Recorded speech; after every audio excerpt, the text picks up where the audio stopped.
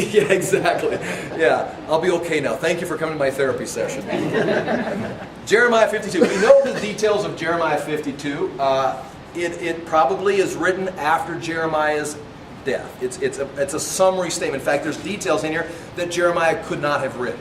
That's not attacking the integrity of the Word of God. In fact, as we've gone through it, we've kind of seen the end of the book. If you go back to chapter 49, 50, 51, those are all the prophecies to the nation. We actually, I think, ended the book last week of Jeremiah's writings down there in Egypt. And then at the end of that details all of the prophecies to the nation. You ever wonder how the book of Jeremiah is arranged? Well, I think they stuck all the prophecies to the nations at the end because, well, this is like the appendix. This is what other things Jeremiah said to all the other nations. So now the appendix is finished, chapter 51, for example, and the book is basically over. But now somewhere later, someone comes back and they write in the details of some other things. It matches what's written in 2 Kings, I think it's chapter 24. You can find it similar there. So I don't think this was written by Jeremiah, and that's not an attack on the authenticity of Scripture. It's just these books were put together. And again, you can disagree with that for sure.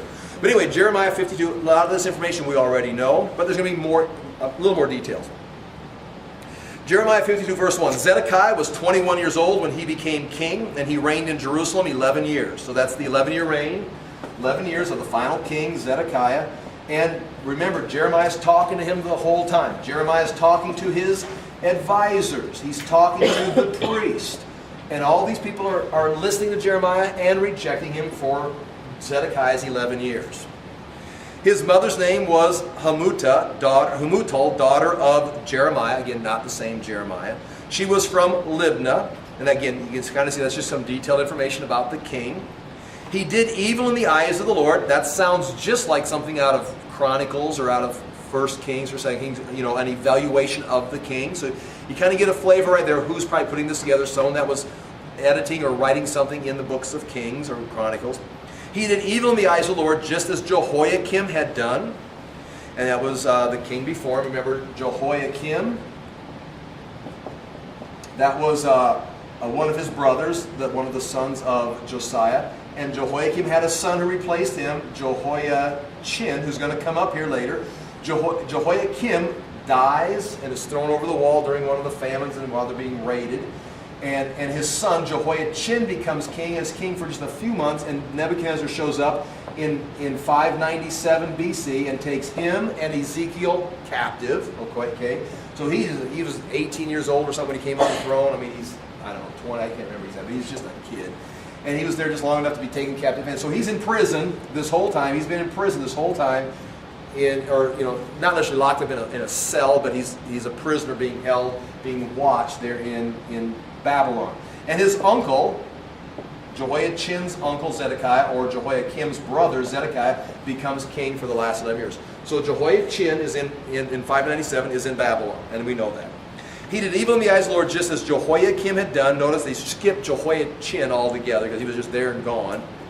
It was because of the Lord's anger that all this happened to Jerusalem and Judah, and in the end he thrust them from his presence.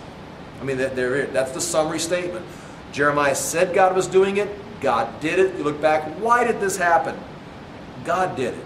God thrust them from his presence because of the evil. He was angry. Now notice how God is angry. And I said this before somewhere, I don't know if it was here or where. But it'd be a whole lot easier if God's anger wasn't mixed with God's mercy. If when God got mad, he just shot a bolt of lightning down, and we'd straighten right up. I mean, but we've got so much freedom and so much grace. God's calling us by his Spirit. He's putting things around us. And he's trying to train us. He's not trying to just beat us into submission. If God just sent bolts of lightning every time I had a bad thought, I mean, the very principles of behavioral science, I would not have bad thoughts. I would just be like, I wouldn't be very free, but I would just like, don't think that, just think this. Otherwise you get zapped. Why didn't God just put a collar on everybody and just buzz them every time they thought something wrong? But he doesn't. The same thing here. God came and says, you're doing wrong. There's going to be punishment. It's a beautiful day. The economy's fine. Jeremiah, you're a loser. Go away, Jeremiah. These guys, they're saying good things. They're saying it's a beautiful day, and it is. They're saying we're going to continue in prosperity, and we are. Jeremiah, and Jeremiah, no, God's mad. God's angry. He's disappointed. It's like, Jeremiah. Well, here it says, they didn't listen, So God brought his wrath. God will bring the shock collar. You are eventually going to get the shock collar. But once you get it, it's kind of too late to sometimes make the change. And it's too late for them. Now Zedekiah rebelled against the king of Babylon. To make things worse, not only are they being evil, making God mad, they're now going to rebel against the king that God has given authority to. And as you know, Jeremiah told him, don't do this thing. He sat in his council and says, don't do this thing. So in the 9th year of Zedekiah's reign, and this would be on January 15th, 588, we know this, on the 10th day of the 10th month, Nebuchadnezzar, king of Babylon, marched against Jerusalem with his whole army. They camped outside the city and built siege works all around it. The city was kept under siege until the 11th year of King Zedekiah. So for the last 2 years, the city is under siege. And again, we know this, we've talked about it, but I do want to point out, we know that the Babylonian military, the Babylonian Empire, was powerful. We know they had resources beyond understanding. But yet, when they marched against Jerusalem, it took them 2 years, 24 months, of the powerful Babylonians beating on the wall, starving the city out before Jerusalem fell. It gives you an impression of how well it was built, of how strong Judah itself was to withstand. How long could Des Moines withstand an invasion by the Babylonians? You know, whatever. I mean, I don't know what would happen, but I mean, I'm just thinking, that's a fairly long time to hold off Nebuchadnezzar, 2 years. Okay. But verse 6, by the 9th day of the 4th month, the famine in the city had become so severe, because the famine is, the Babylonians have food, the people in the city don't have food. It's not a famine by drought, it's a famine by you're walled in. It's a famine by the trucks can't get down the interstate and put food on the grocery store, or shelves at the grocery store. Then the city wall was broken through finally, and the whole army fled. So there's your army inside the city, supposed to be defending the people. They flee. They left the city at night, and we talked about this, down through the gate between the two walls near the king's garden, probably on the south side of the city, going out the city of David's gate, into the Hezekiah's expansion part of the city, and out that gate, down into the king's garden, the Kidron Valley, and they head. Now remember, the king and his men that are fleeing are starving. Okay, they've been locked up for 2 years, so they're weak, they're scared, they're tired, they're starved, and they're fleeing. So again, it's like chasing a limping animal. I mean, they're not going to get very far. They do get quite a ways, but they don't have much to go run with. They left the city at night through the gate between the two walls near the king's garden. Though the Babylonians were surrounding the city, kind of interesting how even though they were surrounding the city, there was some kind of an escape route that they could sneak out without the Babylonian army seeing it. So it wasn't just walking out the gates per se, but there was some kind of a channel, hidden gates that were in the wall and channels they could run in. Some people, like we said, they think they may have been in the underground, the tunnels that are underneath even the cave system that connects possibly way out into the Jordan Valley. But they fled towards the Arabah, which is the Jordan Valley, but the Babylonian army pursued King Zedekiah and overtook him in the plains of Jericho. So now they're down by the Jordan Valley. All his soldiers were separated from him and scattered, and he was captured. So the escape route wasn't very well organized, and the king basically ends up running by himself somewhere and is captured along with the other men. He was taken to the king of Babylon at Riblah. Now remember, Nebuchadnezzar is not in Jerusalem. Nebuchadnezzar is up north in Syria, in the land of Hamath, which would be Syria, in Riblah, where he had pronounced sentence on him. There at Riblah, the king of Babylon slaughtered the sons of Zedekiah before his eyes. He also killed the officials of Judah. Then he pulled out Zedekiah's eyes, bound him with bronze shackles, and took him to Babylon, where he put him in prison till the day of his death. So that is how Zedekiah ends his life. Again, it's a gruesome story. But remember, all those officials of Judah would have been men who would have, you asked them, do you know anything about Jeremiah? What's your opinion of Jeremiah? They've all probably talked against Jeremiah. They've all heard Jeremiah's words. They've all rejected him. And now they're all up there captured in fulfillment of Jeremiah's words that they rejected. On the 10th day of the 5th month in the 19th year, this would be now about a month later after the wall fell and they've got Zedekiah. Now they've got the war is kind of got everybody's been captured and everybody's been put in chains. All that's left is the building, or the buildings in Jerusalem. On the 10th day of the 5th month, about a month after the walls fell, In the 19th year of Nebuchadnezzar, king of Babylon, Nebuzaradan, commander of the imperial guard who served the king of Babylon, came to Jerusalem. He set fire to the temple of the Lord, the royal palace, and all the houses of Jerusalem. So he burns the city. The temple. Now, just archaeologically, we'll just mention some things in passing.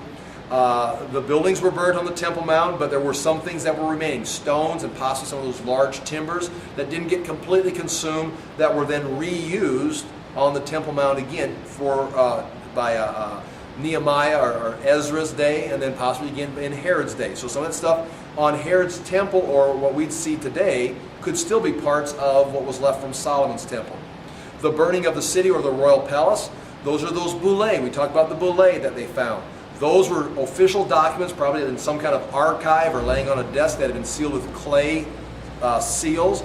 But in the fires of 586, they were glazed, and so they endure today. And they find them. In fact, some of the guys in the Bible here that we've read, they found their bullae, their name, the name of their father, just like the Bible records, laying in around the royal palace. So they find this charred remains. So there's no question. I mean, nobody with any integrity or education questions that this is authentic. That this happened. But they burnt the temple, burnt the palace, burnt all the houses. Every important building he burnt down. The whole Babylon, they're putting this culture is going away. The whole Babylon army under the command of the imperial guard broke down all the walls around Jerusalem. This is what Nehemiah comes back to. See, the walls were stone, so they were one was broken through, another one maybe was broken through, but the walls were still standing. So after the city was burnt and they could get through the smoke, all the smoke, the smell, and everything, they went up and they just took their shirts off, turned the radio on, and got themselves a couple canteens of water and started doing what? Prying rocks, knocking the walls over, and they did that for weeks. What are you guys doing? Tearing down the wall until they could go all the way around the city of Jerusalem. The wall was just torn down. Now, what's interesting when they tear down walls, like the Romans tore down the Temple Mount, is as you tear down something, it falls down and then begins to build up as rubble. And whatever it falls down and covers up, like the first 2 or 3 layers of courses of stone, you can't tear it down because it's what? It's covered up. And so you can see with the Roman destruction in 70 AD or even the Babylonian destruction, you can see that they destroyed stuff, but if you pull away the rubble, what do you have left? You have the original wall left. And when Nehemiah comes back, much of the wall that he's going to build is moving the rubble and then putting it back together on top of the original wall. And then here comes the Hasmoneans, here comes Herod, and Herod's going to expand it and build on top of it. Even part of the walls today. The same foundation that gets knocked over, they just build it back up on the same place. So when you start going down, even some of the walls today on the old city the foundation of that is still the bedrock of the walls of Solomon's day or Nehemiah's day or something. So anyway, they're pushing the walls, the radio's playing, drinking water and knocking walls down, getting a good tan out there in Jerusalem.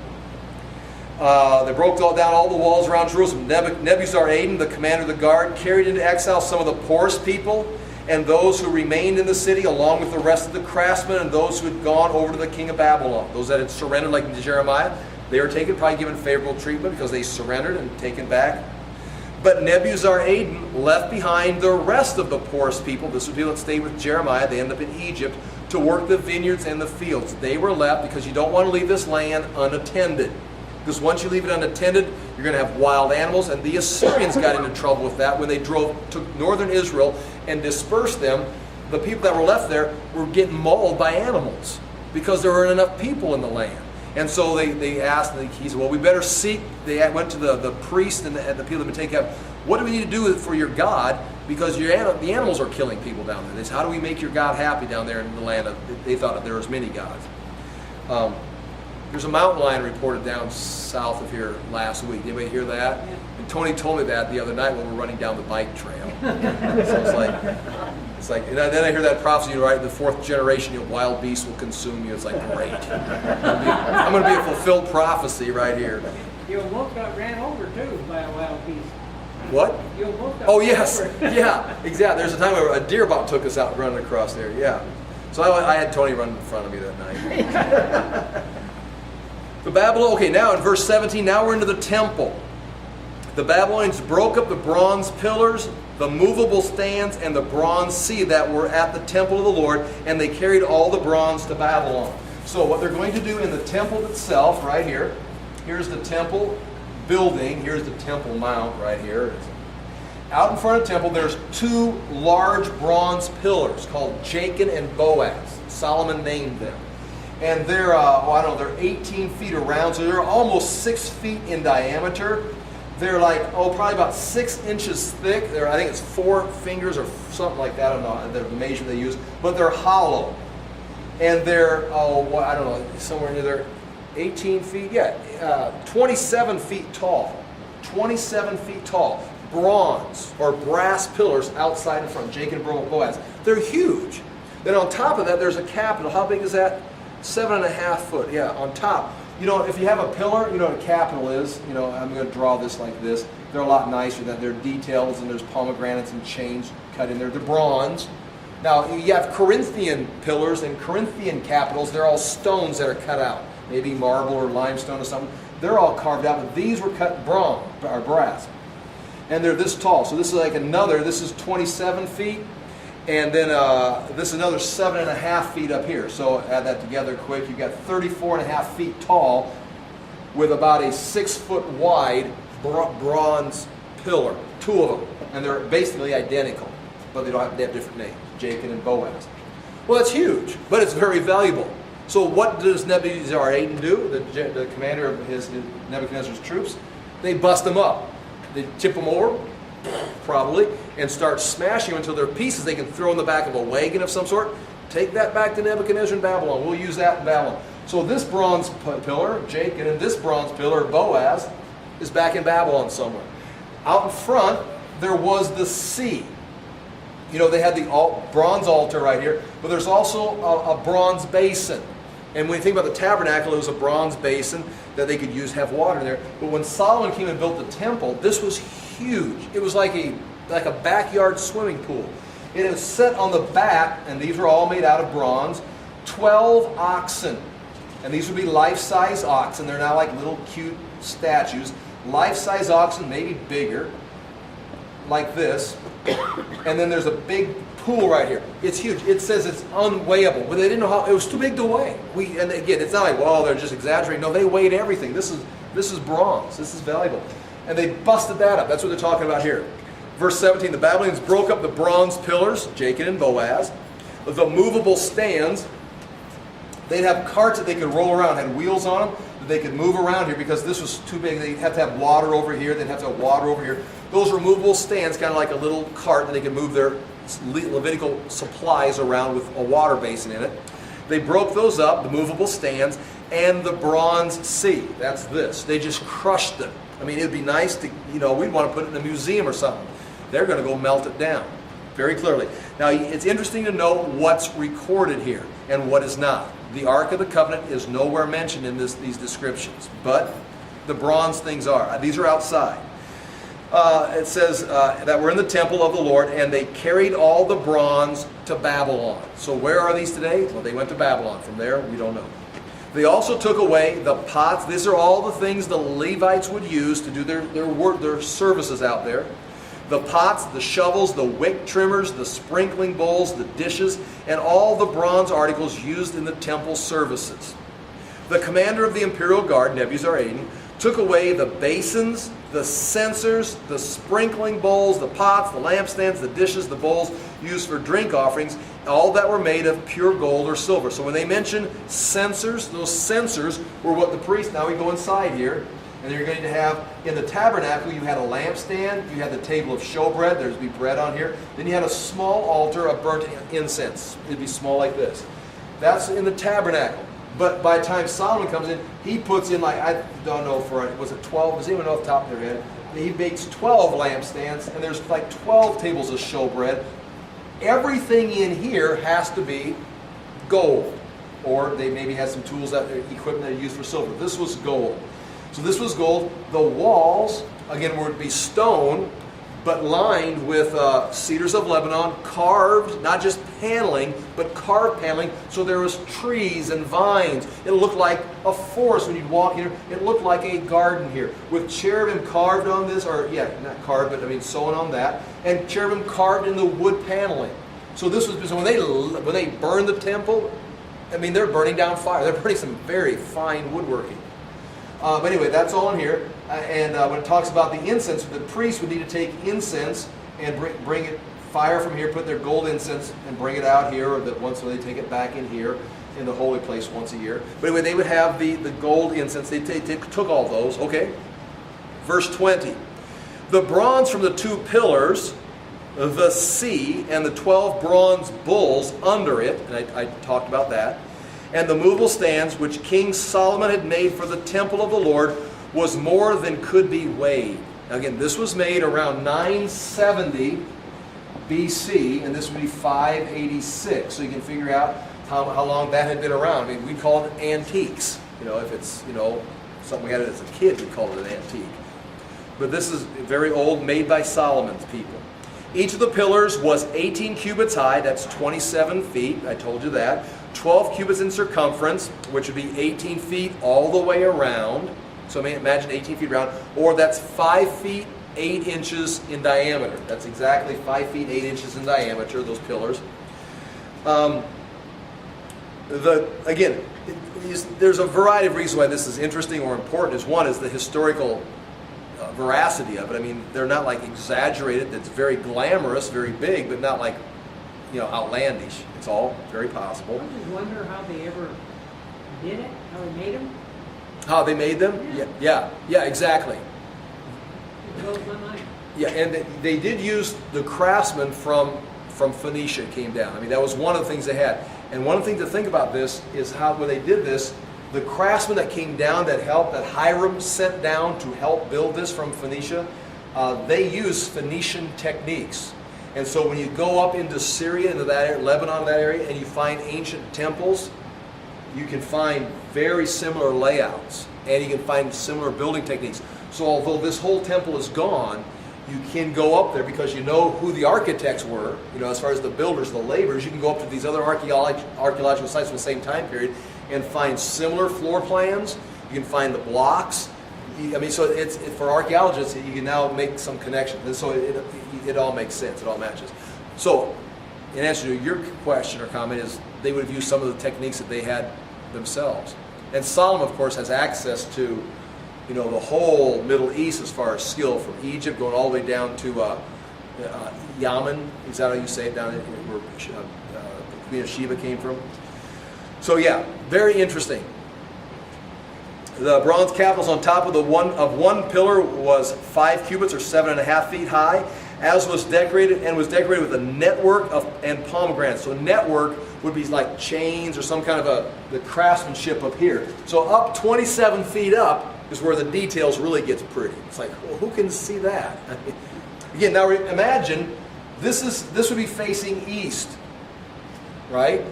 So when the sun comes up, shines on this, I mean, you've got some major reflection, major glowing going on as the sun comes up and shines on this whole thing. The bronze capitals, okay, and networks of pomegranates and bronze, okay. The other pillar with its pomegranates was similar, Jacob and Boaz. There were 96 pomegranates on the sides. The total number of pomegranates above the surrounding network was 100. So they had 96, apparently 96 pomegranates somehow on the pillar, and up in here there's over 100 sewn on or woven on here in bronze, detailed into that. And again, that's just a little bit of the detail. The detail could go on and on and on. The commander of the guard took as prisoners, now we get into some of the people that Jeremiah knew. The commander of the guard took as prisoners Shariah, the chief priest. So the high priest was there to be taken captive by Nebuzaradan. Zephaniah, who was the associate high priest, or the priest next in rank. So these two number one guys, again, they are the number one rulers of this facility. So look how glamorous this is. Look how long the city took to be broken into. And then you've got the chief priest who's in charge of the religion of that city. I mean, we got a high official here who didn't really pay much attention to Jeremiah. And his assistant. And 3 doorkeepers. Notice it mentions doorkeepers. These would be Levites. And Levites were trained, and again, going back to our Genesis study, Levites from the tribe of Levi, they were trained, they were naturally warriors. They were naturally good with a sword. They used it at Shechem, Levi did. His family used it at Mount Sinai, the Levitical tribe, to bring the mass of people in a riot back under control. So they were good with the sword. They carried swords with them or knives with them because they were continually cutting up animals. So who better than a Levite to be a housekeeper, a doorkeeper in the house of the Lord? Now, there's so many crazy things. I'd rather be a doorkeeper in the house of the Lord than to dwell in the tents of the wicked forever. And then, you get some wimpy message about, I'd rather just be an usher by the back door than to dwell in the tent. No. This is the house of the Lord, not your church. This is the house of the Lord. Your church is a building where the people meet. An usher is there to hand out bulletins, help you find seats. You pull a gun on him, he's going to hold up another bulletin. The Levites were militant, and they were protecting the holy sanctuary. We know from Josephus, and we know from archaeological discoveries, and we know from Paul's record of it in here, that there was a barrier going around in his day, from Herod's temple, that had a sign. No Gentile can pass this barrier. It's some kind of a wall, a stone wall that was going around. You could look over, I think, but you couldn't crawl over or go in there. And that's why Paul ends up in prison in Caesarea, is they started to riot, because Paul went into the Jewish men's section. He went into this area. Paul did, and he could. But they say he's got a Gentile with him, which I don't think he did. He doesn't think he did. But they started a riot saying he did. And he passed this sign, and on the sign it says that they found two of them. Josephus records it.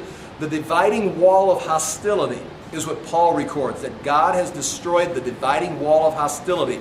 It's Ephesians where he talks about that he's brought the Jew and the Gentile together. But that dividing wall of hostility was what went around out here, and the Gentiles had to stay out here, and the Jews could come in here, and there was a sign.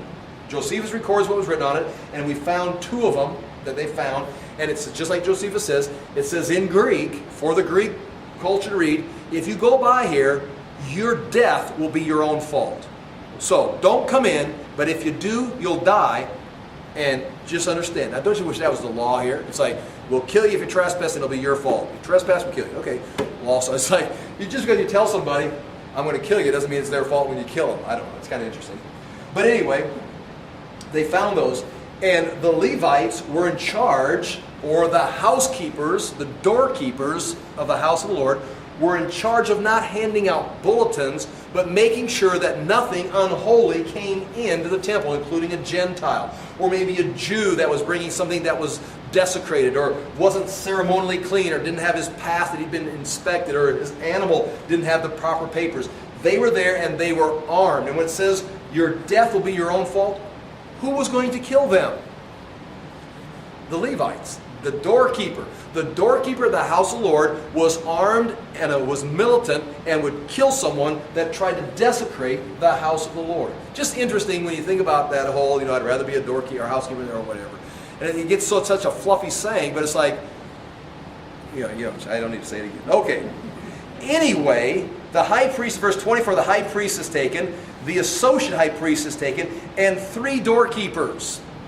3, and what you think those doorkeepers were with the 2 priests? They were taken with the high priest and the associate priest. What were they for, do you think?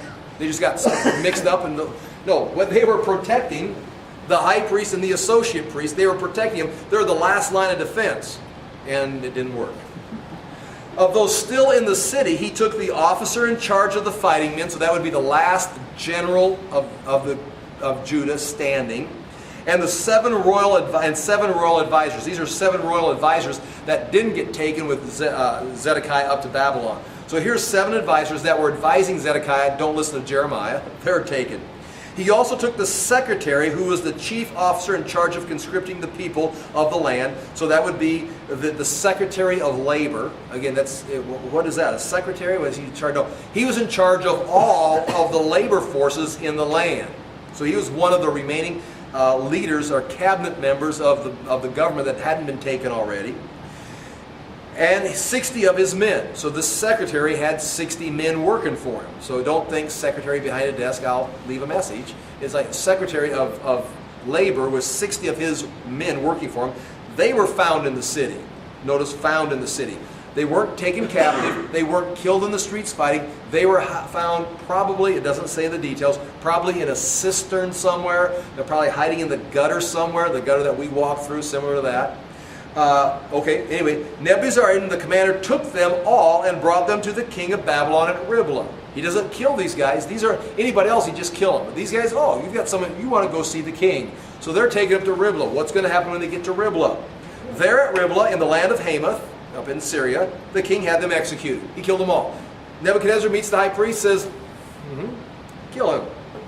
He killed the Levites. He killed the secretary of labor. He killed the advisors. He killed them all. So Judah went into captivity away from her land. This is the number of the people Nebuchadnezzar carried into exile.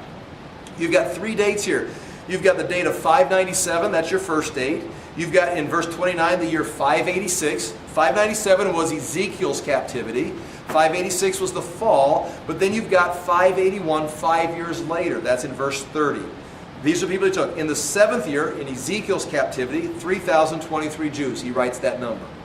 In Nebuchadnezzar's 18th year, that's 586, what we were just talking about, 832 people from Jerusalem were taken. In the 23rd year, that would be 581, 5 years later. This was after Gedaliah has been killed. Jeremiah and the people have gone down to Egypt, and now Nebuchadnezzar's probably tipped. You see what I'm saying? He left these people here to take care of the land. He gave them a governor. He killed their governor. Or not he didn't, but his governor got assassinated. The word to Jeremiah to tell people, Nebuchadnezzar's going to not, he won't be back, he won't bother you. Just stay in the land. He's not going to come and seek retribution. He'll understand who killed Gedaliah. That will all come out. But they fled and they went down to Egypt.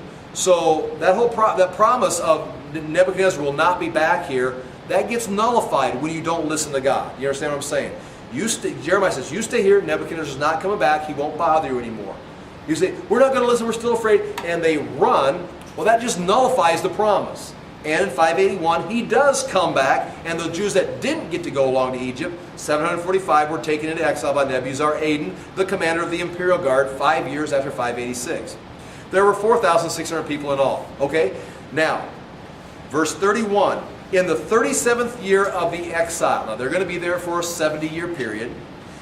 This would be the year 561. In 561 BC, because Nebuchadnezzar dies. And his son, Evil Marduk, yeah, there it is, it says right there, Evil Marduk becomes the king. And again, remember, Daniel is still there. Daniel knows this guy. Daniel's still in the palace with Evil Marduk. In fact, he's going to be there when the next king comes into play.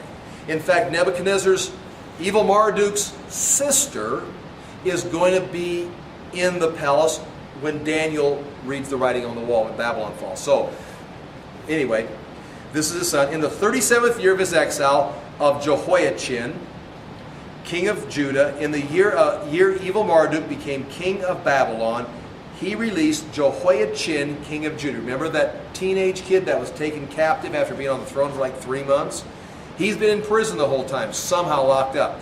When Nebuchadnezzar dies, they relook all the political enemies, and some of them are maybe executed as threats, just like Joab was executed. David's general was executed by Solomon because he was too big of a power threat, too big of a political threat, the general of the dead king. So Joab ended up having it because he sided with a different king. He sided with Solomon's brother to be the king. And when he did that, it's like, I'm sorry, Joab, you've got too much power, I'll have to kill you. And Joab was killed. So everybody's political. It's very interesting. We live in a culture where we just have an election, we complain, we write some blogs, we talk about it at work, and we go on. We don't kill all the political opponents. It's a nice country in that sense. But here, right here, when Evil Marduk comes in, everybody's reevaluated. Some people would probably have been killed. Some people were left in prison. But they bring this guy up. What is he? Probably like 42 years old now or something. It's like, oh yeah, oh man, you guys aren't a threat. You were not even. It was your father who was a problem. It was your uncle who was a problem. Your nation's been destroyed. I tell you what. Well, he releases him from prison. He was one of Nebuchadnezzar's political enemies, but he's not a political enemy of Evil Marduk, his son. I mean, what's the guy going to do? Go back and rebuild all the walls? It's like, you're free. So it says right here, he became king of Babylon. He released Jehoiachin, king of Judah, and freed him from prison on the 25th day of the 12th month. Now, that's not how you write legends and make up stories. Giving, at 1 o'clock in the afternoon, it came on, TBN or whatever, TBS or whatever. He spoke kindly to him and gave him a seat of honor higher than those of the other kings who were with him in Babylon. So he doesn't get to go back, but he's out of prison, and he eats. He eats at the king's table. It doesn't mean the king's always present. The meal's always served, but the king may be there, he may not. But Jehoiachin is always going to be there at a place of honor for the rest of his life. Now, we know from when we began the study way back on July 9th last year, in the cuneiform writings of the Babylonians, there is documentation that records Jehoiachin. The Babylonians record him being there. They record his sons' names, and they record the allotment from the royal provisions that was given to them as far as food. So this right here is authenticated with the Babylonian documents. They record Jehoiachin, and that's in your earlier notes. He spoke kindly to him and gave him a seat of honor higher than those of the other kings who were with him in Babylon. So Jehoiachin put aside his prison clothes, and for the rest of his life ate regularly at the king's table. Day by day, the king of Babylon gave Jehoiachin a regular allowance as long as he lived, and that regular allowance is found in Babylonian documents till the day of his death. So what you see, the book of Jeremiah ends with all these wicked people being killed, the place being trashed, but the royal seat of David, the line of the Messiah, the line of Judah. Remember last night? The scepter will not depart from Judah. No one else is going to get the scepter. And here goes Jehoiachin. He's in prison. He's released. He's going to have a family. He's got sons. And from that is going to be Zerubbabel. He's going to come back. He's going to be the governor of Israel when they come back. There's documentation on that also. And Zerubbabel's there in Jerusalem. He's not the king, but eventually his line produces Jesus and on. So again, right there you've got the royal seed from the prophecy of Judah or Jacob made. It's going to continue all the way through up until it's fulfilled in Jesus. And that is how the book of Jeremiah ends. I really wanted to at least read the first little bit of Lamentations. If you haven't read Lamentations at all, you may want to at least tonight, if you get home, read the first chapter or something and get a feel for now. Jeremiah, in the midst of this destruction, Jeremiah is free. Jeremiah sees all this. And so he's writing about the dead bodies, the destruction. He's watching the great city of God just be trashed by the Babylonians. And that's when he writes Lamentations. And there's hope in this book too. Okay, thank you for your patience. Thank you for being here. We'll start Lamentations chapter 1 next week. Father, we do thank you so much for your truth. We thank you for being patient with us. We thank you for giving us your spirit, for giving us the revelation of who you are, how you behave in history, your expectations for us, and Father, also the hope that you present. Father, we do ask that we would take advantage of this, that we would see revival in our day, that we would see in our own hearts and our own families and our own churches, that we would begin to see the Word of God go forth, the lives be changed, and that hope could come to our nation. Father, we do thank you for these things and ask that you continue to lead and guide us. And ask you to reward these people for the time they spent with your Word this evening. In Jesus' name we pray. Amen. Hey, thank you so much.